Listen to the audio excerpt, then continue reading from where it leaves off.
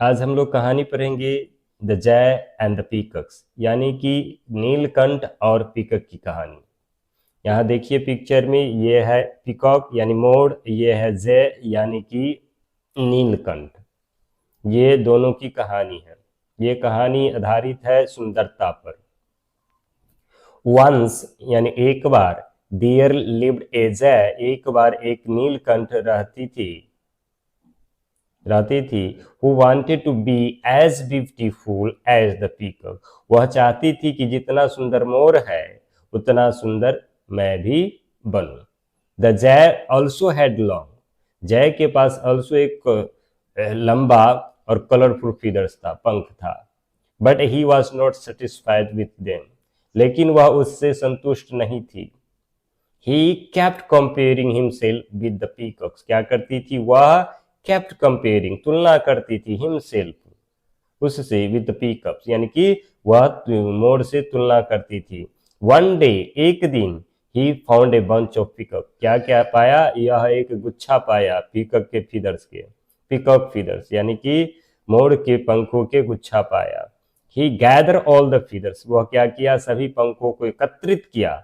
And tired them, यानी बांध दिया, टू हिज टेल, अपने पंखों में, अपने पूंछों में बांध दिया। प्लीज्ड विथ हिज लुक, वह अपनी सुंदरता से क्या थी? खुश थी। ही प्राउडली स्टर्ड, वह खुशी से बह रही थी, toward A mustard of pickup, यानी कि पिकअप की ओर, यानी पिकअप के समूह की ओर खुशी से जा रही थी।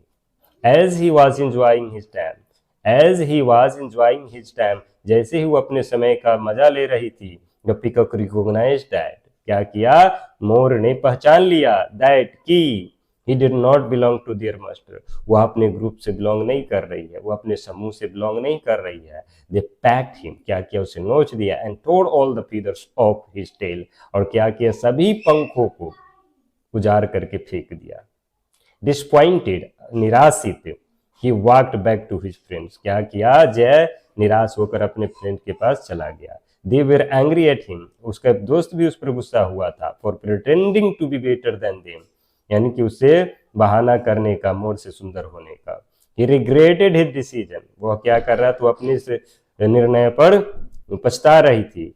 एंड लर्न दैट, और उससे सीखी, लर्नड दैट, और उससे सीखी, God has made every beautiful in their way, God सभी को उनके हिसाब से सही बनाए हुए हैं।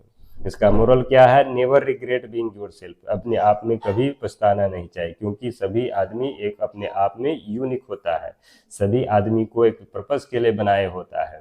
अगर आप सुंदर नहीं है तो कोई बात नहीं है, भगवान आपको कोई यूनिक चीज जरूर दिया होगा, उसका आप प्रयोग करके आगे बढ़ सकते हैं।